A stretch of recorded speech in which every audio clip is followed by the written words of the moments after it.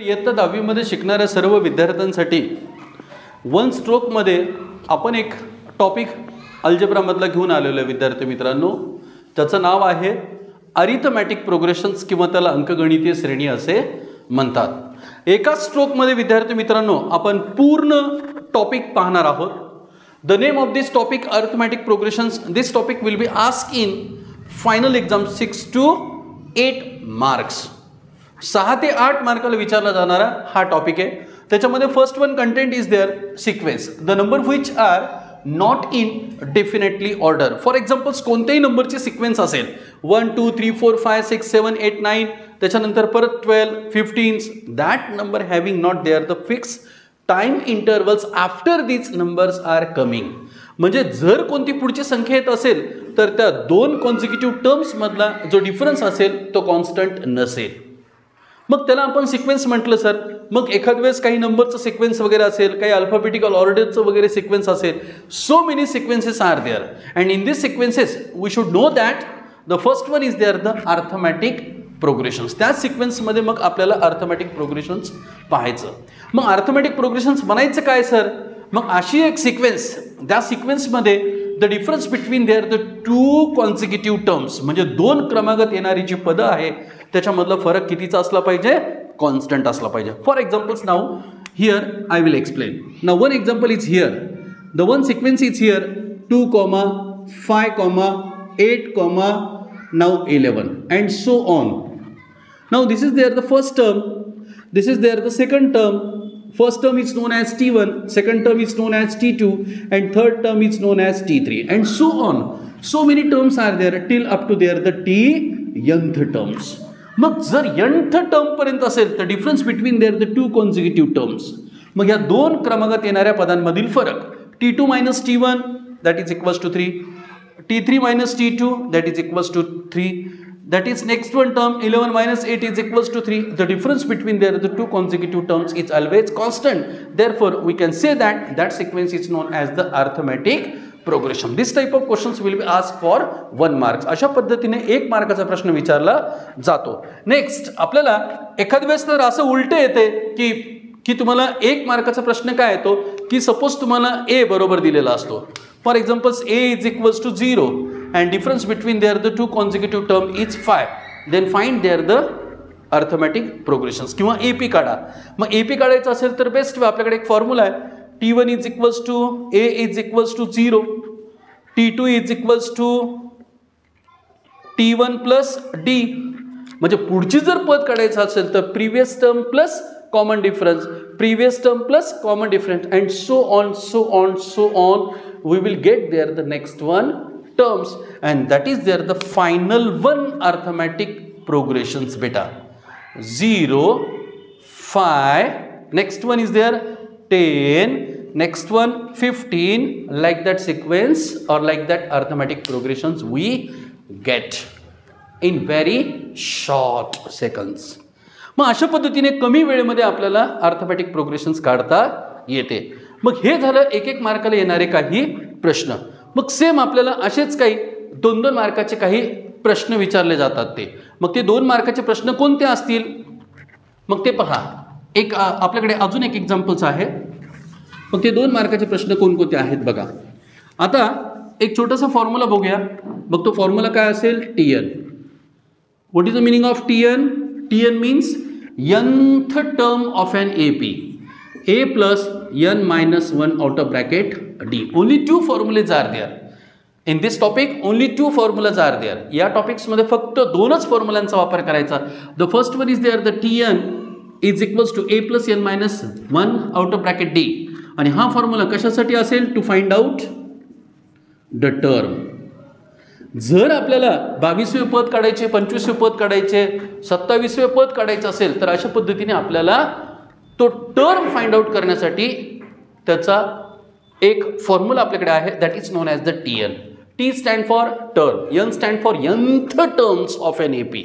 मग सर तुम्हाला 5वे पद काढायचं असेल, एखादी सिक्वेन्स दिली असेल AP -1, next one -3, -5, -7 to find out there the 10th terms. जर आपल्याला 10वी पद काढायचं असेल तर T10 is equals to A. A means now here term -1 plus how many terms we will find out here?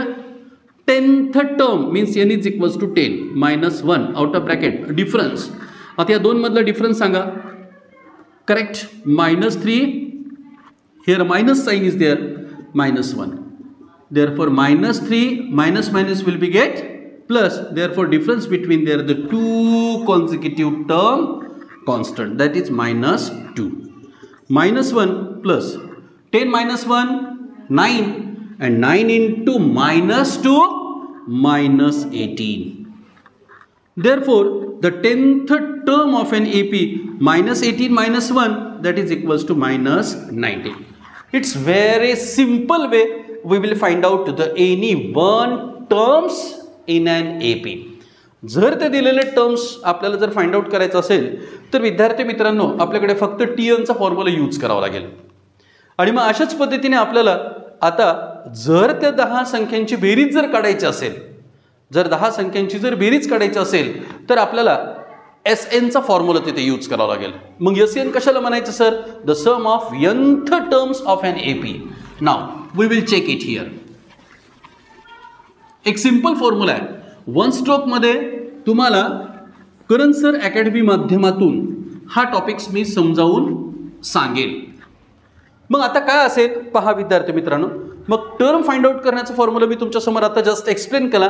Now we will explain there the another one formula that is equals to SN n/2 in square bracket 2a in small bracket and -1 out of bracket d.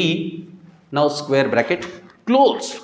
Now once again the another one formula we will use here, n/2 in square bracket T1 plus Tn, or another one, or n/2 in first bracket a plus l.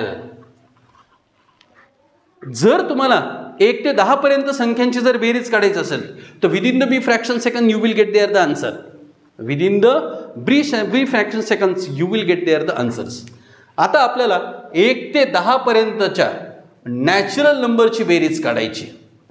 We will find out the sum of first 10 natural numbers. Then we will use there the formula S10. Now which one formula we will use here? First or second? S10 is equals to how many terms are there? n/2 means here 10. Now in first bracket T1 means first one term is here 1 and last one terms is here 10. Therefore 2 1s are 2, 2 5s are 10. And another one bracket 10 plus 1 11. Now which sign is there in between? Multiplications. 11 5s are 55. म्हणजे अशा पद्धतीने तुम्हाला जर 10 संख्यांची बेरीज काढायची असेल तर इझिली हा फॉर्म्युला यूज करून आपल्याला काढता येतो. हाच फॉर्म्युला विद्यार्थी मित्रांनो आम्ही स्पर्धा परीक्षेमध्ये वापरतो. जसे की NMMS एक्झाम्स वगैरे असतील, स्कॉलरशिप वगैरे असतील किंवा येणाऱ्या कोणत्याही भविष्यातले तुमच्या एक्झाम्स वगैरे असतील तर त्याच्यामध्ये सुद्धा अशाच प्रकारचा फॉर्म्युला वापरला जातो. n in bracket n+1 divided by 2. हा झाला स्पर्धा परीक्षेचा फॉर्म्युला. मग तुम्हाला किती संख्यांची बेरीज काढायची विद्यार्थी मित्रांनो? 10. चला परत एकदा ठेवा. 10 in bracket 10 plus 1 divided by 2. Once again divided by 2. 2 1s are 2, 2 5s are 10. 10 plus 1 11. 11 into 5 that is equals to 55. Within the B fraction second, open challenge to all of you, we will get there the answers. अत्यंत कमी वेळेमध्ये विद्यार्थी मित्रांनो आपल्याला हे answers find out करता येतो. मग हा झाला प्रश्न क्रमांक. नेक्स्ट तुमचा मग तो कितीला विचारला जातो? 2 किंवा 3 मार्काला हा प्रश्न येतो म्हणजे येतोच. मग विद्यार्थी मित्रांनो या प्रश्नांमध्ये तुम्हाला जर सर्व पदांची बेरीज काढायची असेल, if we will find out there the sum of all there the terms, natural number is there, whole number is there, prime number is there, odd number is there, any type of numbers, those they are coming in there the real number. If we will find out there the sum then you will use there the formula SN. त्या ठिकाणी आपल्याला SN चा formula निश्चित वापरावं लागेल.